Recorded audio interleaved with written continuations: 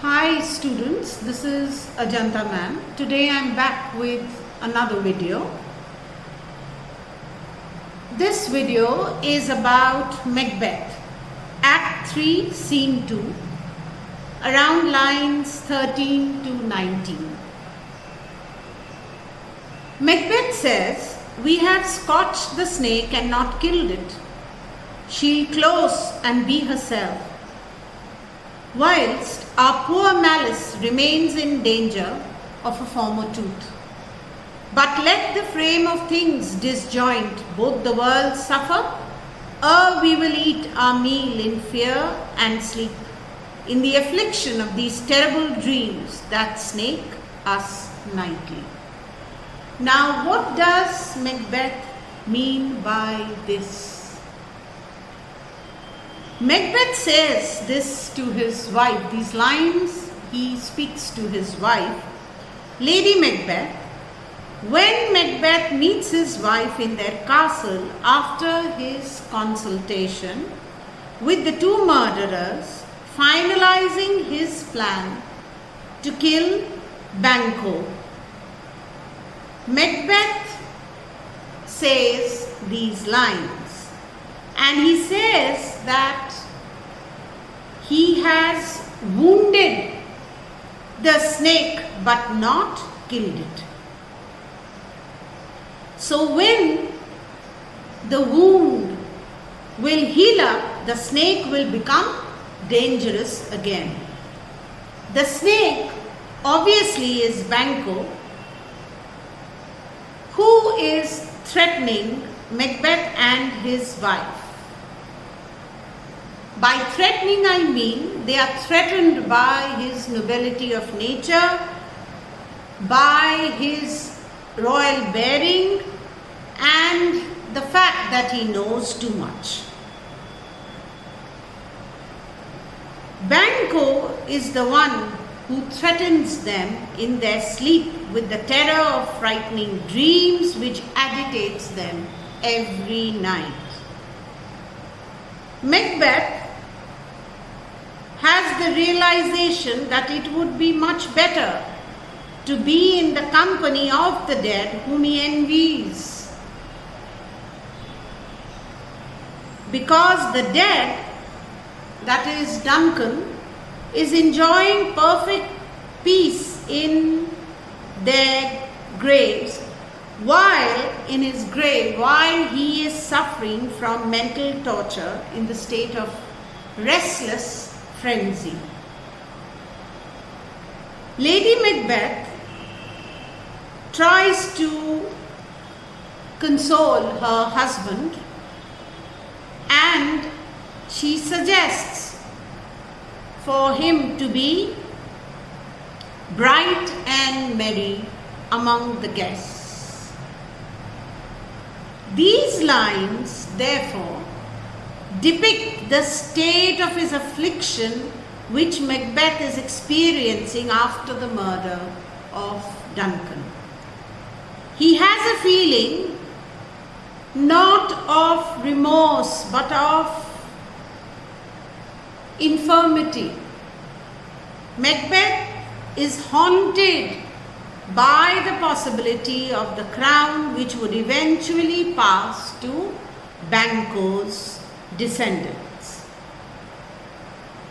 Therefore, he is extremely scared of Banquo because he feels that Banquo is very, he has such a lot of royalty of bearing, and that he knows too much, and because of his royal temperament and the fact that he has the predominance over others, Banquo even possesses great courage by virtue of taking risks with the discretion that enables him to ensure safety.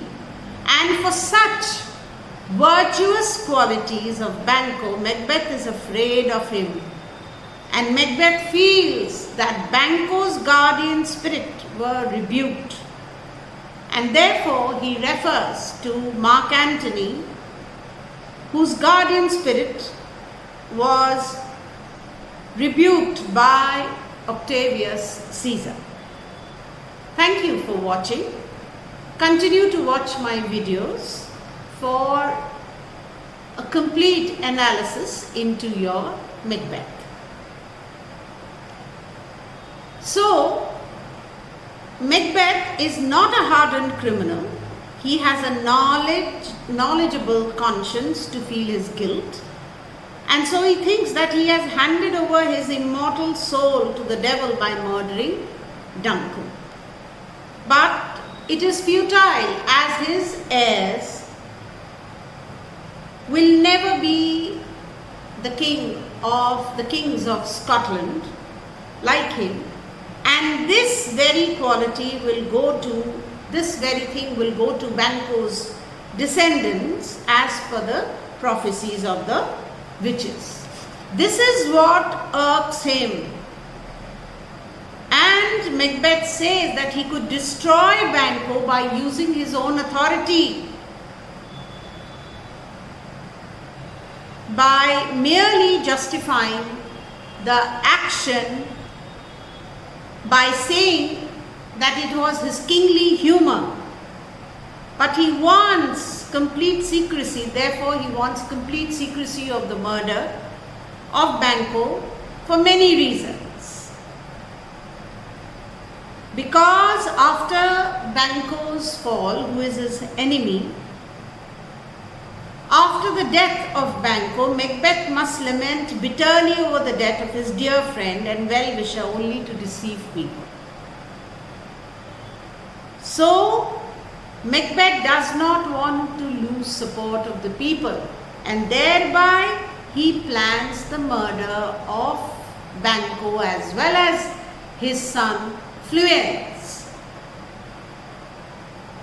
And we see how skillfully he handles the two murderers, evidently showing his knowledge of practical psychology, how he incites the murderers.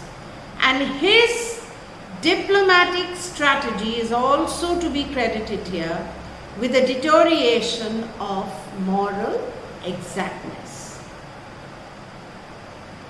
We also see Lady Macbeth's character change. Her boldness has reduced to a rather meek woman who does not encourage her husband to attain which is unattainable, though she is still trying to console her husband, but yet we see that she has, when she says that they have given away everything but achieved nothing, as they have no peace of mind, she thinks it to be safer to become the victim and not the predator, to live in a state of joy mingling with apprehension. And it is then that Macbeth begins his speech that we have scotched the snake and not killed it. So the scene introduces to many things. We come to know what exactly is afflicting Macbeth's mind and what is the character development of Lady Macbeth.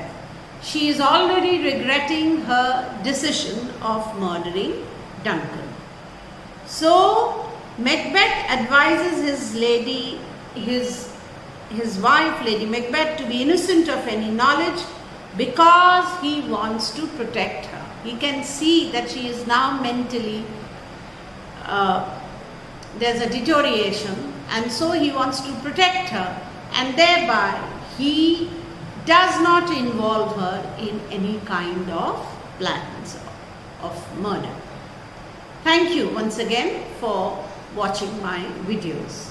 Do subscribe my channel, hit the like button as well as the bell icon.